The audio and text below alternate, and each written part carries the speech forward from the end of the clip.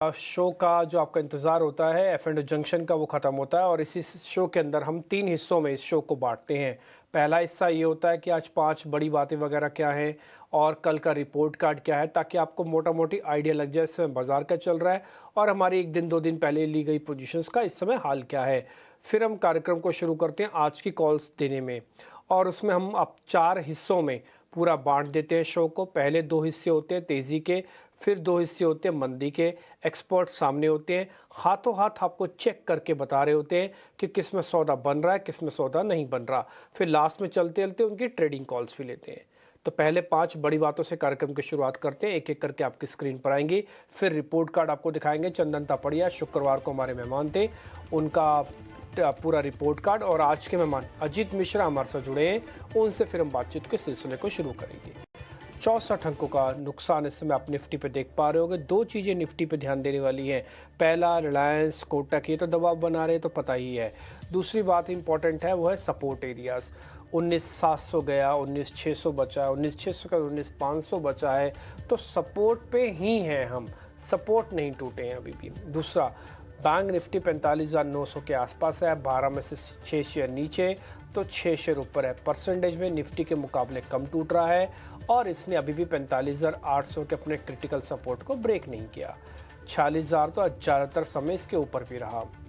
FMCG, energy, metal शेयरों में भी आज आपको थोड़ा बहुत दबाव देखने को मिल रहा होगा। जो सपोर्ट मिल रहा है वो सरकारी बैंकों से मिल रहा है, रियल एस्टेट से मिल रहा है, चुनिंदा ऑटो कंपनी से आपको मिल रहा है। ध्यान देने वाली बात है कि इसी हफ्ते फेड की दरों को लेकर फैसला आएगा और उसके बाद अगले ही महीने 10 तारीख तक आपको ये भी पता लग जाएगा आरबीआई भी क्या सोच रहा है।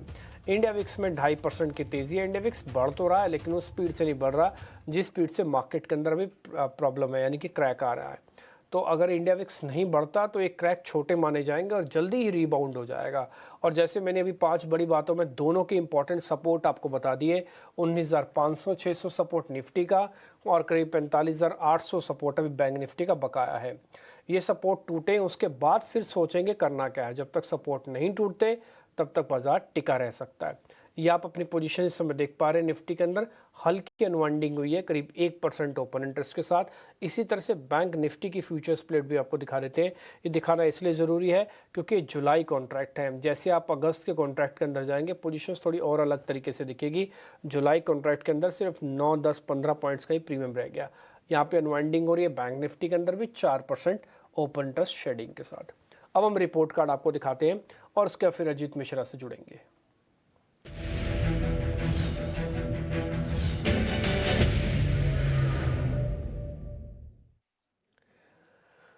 डिक्सन टेक्नोलॉजी वीक शेयर था। जब हमने चंदन तापड़िया से पूछा, उन्होंने कहा कि इसको तो बेच सकते हैं आप। 5% का रिटर्न आया। आज सुबह सुबह भी हमने डिक्सन टेक्नोलॉजी एक मेहमान से पता किया था सुबह के शो में, क्योंकि वो वीक स्ट्रक्चर है।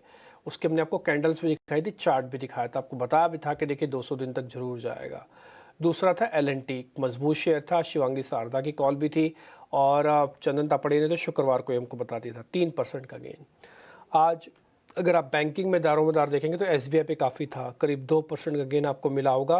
12 से 12 यानी कि शुक्रवार के 12 बजे से लेकर अब के 12 बजे तक के ये रिटर्न्स हम कैलकुलेट कर लेते हैं। अशोक लीलैंड में 2% का नंबर्स अच्छे आए। चार्ट के अंदर नया ब्रेकआउट मिला। 181 पे हमने लिया था, आज 188 तक पहुंचा। पीवीआर आयनॉक्स के अंदर भी तेजी आई करीब 1.5% की और साथ ही हिंदुस्तान एरोनॉटिकल्स भी चला 1.5%। अब आप इन सभी को रिपोर्ट कार्ड को अगर आप ये जोड़ लेंगे तो करीब 15% तक पहुंच जा रहा है। तो आपको ऐसा लग रहा होगा मेरा 1-2% का कोई शेयर छूट गया तो ठीक है, उसके अंदर या तो स्टॉप लॉस लगा होगा या तो 1-2% आप माइनस कर लीजिए। फिर भी आपको पर डे हमारी कोशिश होती है बेहतरीन से बेहतरीन शेयर्स हम आपको दें और उसको पुख्ता करने के लिए रिपोर्ट कार्ड भी सामने रखते हैं। आगे बढ़ते हैं। अजीत मिश्रा आज के हमारे मेहमान हैं, उनसे ज़रा हम बातचीत करते हैं और ज़रा समझते हैं क्या करना चाहिए। अजीत सर, बहुत बहुत शुक्रिया, थैंक यू वेरी मच समय देने के लिए। पहले इंडेक्स पे आते हैं।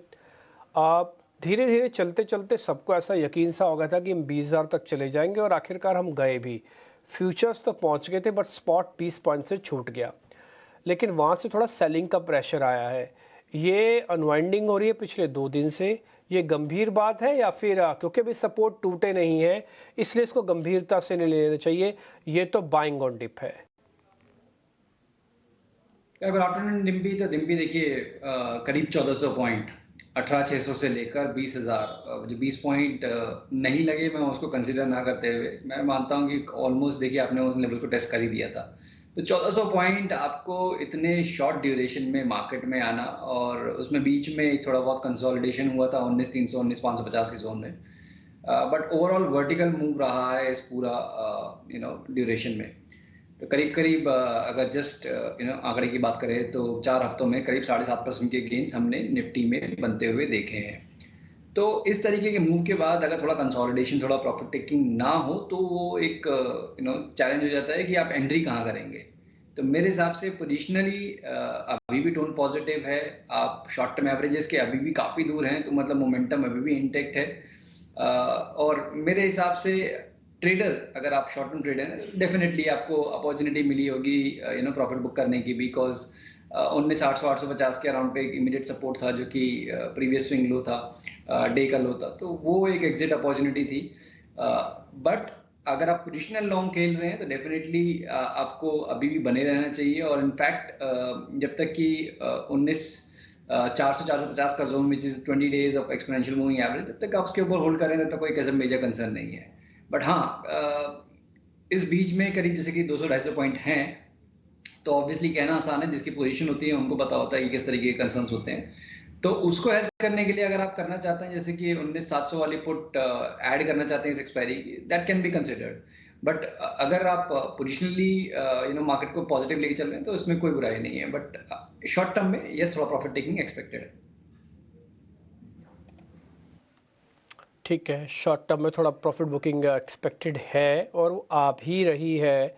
हम एक काम आपके लिए और थोड़ा सा कर देते हैं। ये एक चीज़ आपके लिए नोटिस करवाई है हमने, सर ने इनफैक्ट बोली थी हमको, वो आपको दिखा देते हैं। ज़रा चार्ट दिखाइए एक बार ज़रा निफ्टी के, आपको दो इम्पॉर्टेंट चीज़ें उसमें से दिखाते हैं।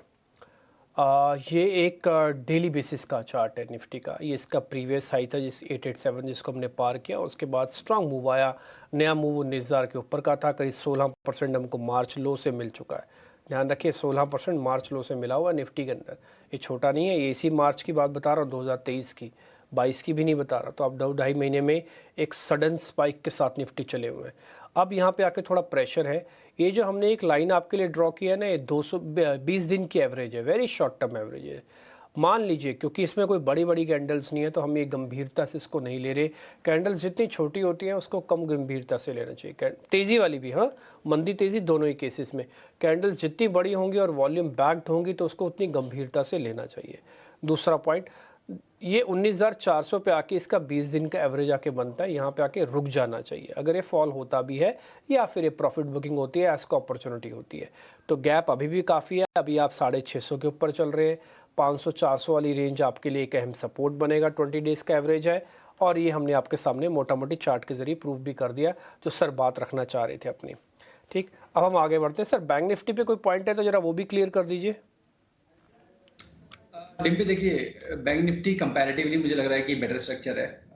आज थोड़ा प्रेशर ज़रूर है, कंसिडरिंग कि जिस तरीके से मिक्स ट्रेंड दिख रहे हैं प्राइवेट बैंकिंग मेजर्स में। बट मुझे लगता है कि यहाँ पे अगर आप सस्टेन कर पाते हैं, 46,000 के लेवल को होल्ड कर पाते हैं, तो डेफिनेटली यहाँ से एक अच्छे पॉसिबिलिटी बनेगी करीब 48-49,000 तक के लेवल्स के लिए। तो बट क्योंकि आज थोड़ा सा यहाँ पे भी टोन स्लगिश है, मेरे हिसाब से अभी वेट करना चाहिए। यहाँ पे अगर आपको 45,500 के राउंड में मिलता है, तब एक बाइंग अपॉर्चुनिटी होगी। उस केस में आपको करीब वही 45,100 के अराउंड के लेवल्स, करीब 300-400 पॉइंट नीचे और ऊपर में पोजीशन ली, जैसे मैंने बताया कि करीब 4 पॉइंट तक की पॉसिबिलिटी बैंक निफ्टी में बनेगी। बट एज ऑफ नाउ थोड़ा सा मुझे लगता है कि यहाँ पे भी साइडवेज टोन रहेगा। एकदम मार्केट के अगेंस्ट चलना थोड़ा सा मुश्किल होगा बैंकिंग के लिए। ओके, ठीक है। तो बैंकिंग के अंदर भी अभी कोई ट्रेड नहीं बनता। कुल मिला के दोनों ही ट्रेड अभी अवॉइड की कैटेगरी में है। अगर आपको कोई शॉर्ट लेना है तो आप पुट के ज़रिए ले सकते हैं।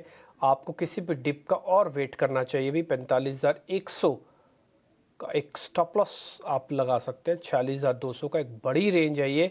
अभी हम जो स्पॉट बैंक निफ्टी के हिसाब से ट्रेड कर रहे हैं वो 45,800 का कर रहे हैं। तो आपको अगर 45,500 के आसपास मिल जाए तो आप देख लीजिएगा। चार्ट हम एक बार आपको दिखा देते हैं कि 45,500 की क्यों इंपॉर्टेंस है, या फिर 45,000 अपने आप में क्यों इंपॉर्टेंट हो जाता है। आप यहाँ पे देखेंगे हमने डेली का चार्ट कैलकुलेट कर रखा है और इस डेली के चार्ट के अंदर हमने इसके प्रीवियस हाई और उसके बाद साइडवेज कंसोलिडेशन, फिर चरणबद्ध तरीके से ब्रेकआउट हुआ। ये प्रीवियस हाई वाली रेंज है, फिर साइडवेज हुआ, फिर ब्रेकआउट, फिर साइडवेज, फिर ब्रेकआउट। तो ये अलग अलग तरीके के दो ब्रेकआउट्स अलग अलग तरीके से हुए हैं। 45,000 का एक ब्रेकआउट हुआ था, ये पूरा का पूरा रिवर्स भी हो जाता है, तब आपको एक सपोर्ट मिल जाएगा। ये सपोर्ट कहाँ पे है? ये 45,000 का भी है और 45,500 पे भी आके रुक सकता है अगर ये ज़्यादा सीवियर नहीं होता तो। इसलिए आपको इस तरह के लेवल्स अभी दिए जा रहे हैं। ये मैंने आपको थोड़ा डेली बेसिस के चार्ट दिखाएं, पोजीशनल वालों के लिए है, थोड़ा लॉन्ग टर्म रखने वालों के लिए। लेकिन जो स्विंग ट्रेडर हैं, जो 1 दिन का 2 दिन का सौदा रखते हैं, उनको चार्ट का साइज़ छोटा करना पड़ेगा, उनको आर्ली और 15 मिनट में जाके चेक करना पड़ेगा। लेकिन फिर भी हम बता दें, स्ट्रक्चर अपने आप में ठीक है, ब्रेकआउट्स बैक टू बैक मिले हुए हैं और इसके पास 3 ब्रेकआउट्स का बेस बना हुआ है अपना। खैर एनी हाउ, तो इंडेक्स पे हमारा व्यू पॉइंट क्लियर हो गया। बाइंग ऑन डिप करनी है, पोजीशन में भी घबराना नहीं है, वॉल्यूम कम रखना है, वेट करना है। अगर आप निफ्टी में लेना चाहते हैं तो कोई पुट वगैरह से हेज कर लो, नहीं करना था तो छोड़ दो। कोई एवरेज नहीं करना, कुछ नहीं करना है, लेवल्स के साथ आपको प्ले करना है। आगे बढ़ते हैं, शेयर्स की तरफ आते जाते हैं। ताज़ा खरीदारी वाले शेयर्स अब आपकी स्क्रीन पर आएंगे।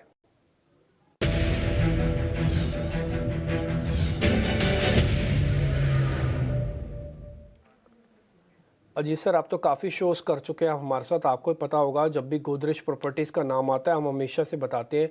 हमने 1150 रुपये में शेयर बताया था दर्शकों को, बड़ी सी वॉल पे रीजनिंग के साथ इस शो के बारे में हमने पूरी जानकारी दी थी। आज हमें खुशी होती है जब हम गोदरेज प्रॉपर्टीज़ को 1650 देखते हैं और डंके की चोट पे हमने कहा था कि आप इसको लेके रख लीजिए, इन्वेस्टमेंट्स की कॉल है, इसको जल्दी जल्दी नहीं बेचना। और हमें लगता है कि बहुत पुरानी बात है, अभी मैं चार्ट के ज़रिए भी क्लियर भी कर दूंगा। आप आज हमने फिर से इसको ताज़ा खरीदारी की कैटेगरी में डाला है। और दूसरा शेयर है REC। एक बार इन दोनों शेयर्स को आप चेक कर लो। देखिए डिम्पी, जैसा आपने गोदरेज प्रॉपर्टी की बात की, कम से कम मुझे याद है कि 3-4 बार आप मुझसे ये स्टॉक के बारे में बात कर चुके हैं। और उस टाइम पे स्टॉक करीब 1250, शायद उससे भी नीचे के कुछ लेवल्स थे जहाँ से कि एक रिकवरी आ रही थी, फ्रेश रिकवरी शुरू हो रही थी। और उस टाइम पे हमने बात की थी कि कंपैरेटिवली देखिए स्ट्रक्चर DLF ओबरॉय रियलिटी का काफ़ी स्ट्रॉन्ग है और स्टॉक अपने रिकॉर्ड हाई पे है। बट यहाँ ग्रेजुअली रिकवरी आपको एंटिसिपेटेड है कि वो कंटिन्यू रहेगी, जो कि स्टॉक को करीब 1720 तक के लेवल्स तक लेके जाएगा। तो आपने हाल फिलहाल में देखा था उन लेवल्स को रीटेस्ट करते हुए। और एक जो डिप आया है, इसमें सबसे अच्छी बात ये हुई है डिम्पी कि इसने अपने शॉर्ट टर्म एवरेजेस के नीचे जाने की कोशिश भी नहीं की और एक अच्छी रिकवरी दिखा रहा है। तो मतलब इसका ये है कि जो 1710 जो पहला हर्डल था जहां पे से ये प्रॉफिट टेकिंग इसमें देखने को मिली, अब ये उसको भी सरपास कर सकता है। करीब 1800 प्लस तक के जोन आपको देखने को मिल सकते हैं। तो डेफिनेटली यहाँ पे आप लॉन्ग अटेम्प्ट कर सकते हैं। 1600 का आपका स्टॉप लॉस रहेगा, 1750 से लेकर 1800 तक के टारगेट्स के लिए। REC PFC काफी स्ट्रॉन्ग मूव, वॉल्यूम्स बहुत शार्पली हमने राइज देखा है इसमें। एवरेज वॉल्यूम स्टॉक ऑलरेडी 7% ऊपर है, तो मैं इसके लिए कहूंगा थोड़ा सा एग्रेसिवली बाय ना करें। एग्जिस्टिंग पोजीशन है आपकी, अच्छी बात है। 165 का एक स्टॉप लॉस मेंटेन करें। डिप मिलता है इंट्राडे में अगर 170 का, तो वो आपको एक अच्छी बाइंग अपॉर्चुनिटी होगी मेरे हिसाब से। 165 के स्टॉप लॉस के साथ स्टॉक अपने रिकॉर्ड हाई पे है, तो कोई ऐसा टारगेट एम ना करते हुए उसको ट्रेल करें। तो जिससे कि आप स्टॉक को देखेंगे कि लेट्स से 180-85 के जोन में आप पहुंच जाते हैं, तो स्टॉक को ट्रेल करके आप 165 से 170 ले आए। तो टोन पॉजिटिव है, बट यहाँ पे 7% ऊपर होने के बाद थोड़ा सा मेरे हिसाब से इंट्राडे में अगर आपको डिप मिलता है 170 के पास, तो अच्छा बाइंग एरिया होगा। ओके ठीक है, किसी डिप में आप प्लस कर सकते हैं REC को 170 के आसपास, तब आपका रिस्क थोड़ा सा ठीक हो जाएगा और आपके लिए 180 तक का टारगेट है। गोदरेज प्रॉपर्टीज 1750 1800 तक का टारगेट है। तब आप REC अगर आप 170 तक लेते हैं तो 5 रुपये का टोटल रिस्क रहेगा और 10 रुपये आ जाएंगे, यानी कि रेशो 1:2 हो जाएगी। गोदरेज प्रॉपर्टीज़ का चार्ट एक बार मैं स्क्रीन पर लेके आता हूँ। इसमें हमने वीकली चार्ट डाला है, यानी कि हर एक कैंडल एक वीक की है। और मेरे को बताते हुए काफ़ी खुशी भी हो रही है कि जहाँ से हमने आपको नोटिस करवाया था वहीं इसका बेस बना था। आपको ध्यान है नीले कलर की लाइन है, हमने पिछली जून जुलाई की बात है जब आपको ये बताया था कि जितना फॉल ये हो चुका है ये सारा का सारा अब अरेस्ट हो जाएगा। और यहीं पे आके इसकी एक 200 दिनों की एवरेज का ब्रेकआउट हमको मिल गया था। आप देखेंगे जद्दोजहद बहुत हुई, ये जून जुलाई से लेके पूरा मई के महीने तक ये यहीं पे जद्दोजहद करता रहा, लेकिन उसके बाद का जो मूवमेंट मिला वो सारी तपस्या का फल मिल गया। और अभी और भी मिल सकता है क्योंकि वीकली कैंडल है, हर एक वीक की बन रही है।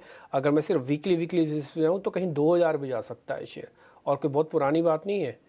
तो आपके सामने हमने किया होगा, आप पुराने वीडियोस हमारे उठा के देख भी सकते हैं। हमें गर्व होगा इस चीज़ को लेकर कि गोदरेज प्रॉपर्टीज़ को हमने सही रेट पे आपके सामने रखा, और ख़ुद अभी आपके सामने अजीत सर ने ये कन्फर्म भी कर दिया कि 4-5 बार तो हमने ही पूछ लिया था उनसे। दूसरी बात है आरएसी, आप आरएसी के ट्रेड के अंदर भी पोजीशंस आज ले सकते हैं। तो 2 सौदे हो गए, एक तो गोदरेज, दूसरा आरएसी। अब हम थोड़ा और आगे बढ़ते हैं, शॉर्ट कवरिंग वाली कैटेगरी में आ जाते हैं, और शॉर्ट कवरिंग के 2 शेयर फटाफट से पता कर लेते हैं, फिर एक ब्रेक लेंगे। इंडिया सीमेंट है सर, जहाँ पे थोड़े शॉर्ट्स कवर हो रहे हैं, और आज इंश्योरेंस की कंपनीज वापस एक्टिव हो गई हैं। आज ज़्यादातर इंश्योरेंस की कंपनीज एक्टिव हुई हैं। आईसीआईसीआई प्रूडेंशियल हमने चुना है सर, 2.5% ऊपर है, शॉर्ट्स कवर हुए हैं यहाँ पे भी। देखिए डिम्पी, दोनों ही स्ट्रक्चर पॉजिटिव है। इंडिया सीमेंट में अच्छी बात यह है कि आप लॉन्ग टर्म एवरेजेस के पास ट्रेड कर रहे हैं, तो आपका रिस्क रिवॉर्ड फेवरेबल है। मींस 204 के नीचे अगर आप जाएंगे तो एनीवेज का जो रिकवरी का जो टोन है वो चेंज हो जाएगा, आपका पॉजिटिव से नेगेटिव या साइडवेज कह लीजिए। तो 204 आपको कंफर्टेबल होना चाहिए एज अ स्टॉप लॉस, और ऊपर भी करीब 222-228 तक के लेवल्स पॉसिबल हैं कि पोजिशनली आपको दिखा दे, तो डेफिनेटली आप इसको अटेम्प्ट कर सकते हैं। आईसीआईसीआई प्रू में भी एक अच्छी प्रॉफिट बाद आज ये अपने शॉर्ट टर्म एवरेजेस को रिक्लेम करने की कोशिश कर रहा है, which is a good attempt. Volumes अभी डे एंड तक पता लगेंगे किस तरीके से हैं। अभी तक ओके वॉल्यूम हम देख रहे हैं, तो यहाँ पे भी आप लॉन्ग पोजीशन अटेम्प्ट कर सकते हैं, बट यहाँ पे थोड़ा सा एग्रेसिव आपको स्टॉप लॉस रखने पड़ेंगे। आपको क्लोजिंग देखनी है, तो 558 मेरे हिसाब से इसके नीचे अगर क्लोज होगा तो फिर ये स्टॉक फिर दोबारा से कंसोलिडेट करेगा या प्रॉफिट टेकिंग दिखाएगा, तो उसके नीचे क्लोज नहीं होना चाहिए, वही आपका स्टॉप लॉस रहेगा। और इसी स्विंग को प्ले करने के लिए करीब 585-590 तक के टारगेट्स आप अटेम्प्ट कर सकते हैं। ओके, ठीक है। तो आपको आईसीआईसीआई प्रूडेंशियल का भी एक टारगेट मिल गया और इंडिया सीमेंट का भी है। और हम आपको फिर से बता दें, जिस तरह के सामने बात कर रहे हैं, हमने सभी मेहमानों को फ्रीडम दे रखी है। ना तो हम शो से पहले उनसे बात करते हैं और ना ही शो के बाद उनसे बात करके बोलते हैं कोई। तो उनके पास पूरी फ्रीडम है, वो किसी भी शेयर को गिरा सकते हैं, किसी भी शेयर को रिप्लेस कर सकते हैं। और हमें तो तब बड़ी खुशी होती है जब हमारे शेयर को रिप्लेस करके वो कोई और अपना बेहतरीन शेयर हमको दे देते हैं। अगर आप इंडिया सीमेंट का चार्ट 1 मिनट के लिए स्क्रीन पे लेके आएँ, फिर हम ब्रेक की तरफ जाएंगे। हम आपको बता दें, ये एक्चुअली मेक ब्रेक वाले लेवल पर भी है और ये बहुत अच्छे सपोर्ट लेवल पर भी है। कई बार हम ये बात कोशिश करते हैं कि हमको अच्छे से सपोर्ट दीजिए जहाँ पर हमारा रिस्क रिवॉर्ड कम हो। आपको मैंने 2 जगह दिखाता हूँ कैसे सपोर्ट को देखा और समझा जाता है। आप इस जगह को देख रहे हैं, ये ब्रेक डाउन हुआ था, उसके बाद इस शेयर का ब्रेकआउट होना शुरू हुआ इस जगह से। पहले इसने 50 दिन के एवरेज को पार किया, फिर 200 दिन के एवरेज को पार करके मूवमेंट दिखाया। कई बार क्या होता है, इस तरह के वाइल्ड मूवमेंट को आप पकड़ नहीं पाते हैं, लेकिन इस तरह की मूवमेंट बहुत आसान होती है जहाँ पे दोनों मल्टीपल 50 और 200 दिन के एवरेज का एक लीन बन जाता है, एक ही लाइन में आके खड़ी हो जाएंगी। तो यहाँ पे रिस्क रिवॉर्ड काफ़ी जस्टिफाइड है, यहाँ पे जोखिम कम है और रिवॉर्ड की प्रोबेबिलिटी हाई है, इसलिए इंडिया सीमेंट एक आपके लिए सौदा हो सकता है। उनकी ट्रेडिंग कॉल्स लेते हैं, फिर समय बचेगा तो मंदी के कॉल्स भी डिस्कस करेंगे। अजीत सर, आपके ट्रेडिंग कॉल्स। तो डिम्पी देखिए, जिस तरीके से मार्केट में हम बात कर रहे हैं कि ओवरऑल बायस पॉजिटिव साइड पे है, तो मेरे हिसाब से अभी जल्दी होगा आप शॉर्ट साइड की अपॉर्चुनिटी ढूंढे तो लॉन्ग साइड पे ही रहिए, और जिन स्टॉक सेक्टर्स में जहां पे आपको ट्रैक्शन दिख रहा है उन्हीं में रहिए। तो अभी जैसे कि एफएमसीजी स्पेस ओवरऑल थोड़ा बहुत प्रॉफिट टेकिंग जरूर दिख रहा है, बट कोलगेट पाल्मोलिव काफी लंबे टाइम बाद डिम्पी यहाँ पे ब्रेकआउट आया था, और स्टॉक इसने अपने कह सकते हैं दूसरे जब पेयर्स के हिसाब से एक मूव देखना शुरू किया है। स्टॉक अपने रिकॉर्ड हाई पे आ चुका है, पिछले 3-4 दिन से कंसोलिडेशन रेंज में था ये, उसका ब्रेकआउट आज देखने को मिला है। तो मुझे लगता है कि 1920 के लेवल्स आपको जल्दी देखने को मिल जाएंगे इसमें। 1825 के स्टॉप लॉस के साथ यहाँ पे आप लॉन्ग करिए। दूसरा स्टॉक होगा मेरा ओएनजीसी का। यहाँ पे भी देखिए काफी बड़ा कंसोलिडेशन ब्रेकआउट हुआ देखने को मिला है हमको। सुबह से ही पॉजिटिव टोन इंटेक्ट है। मेरे हिसाब से रिस्क रिवॉर्ड भी फेवरेबल है, तो एक छोटा सा स्टॉप लॉस रहेगा 167 का, और नियर टर्म पे करीब 179 तक के टारगेट्स के लिए आप इसको लॉन्ग कर सकते हैं।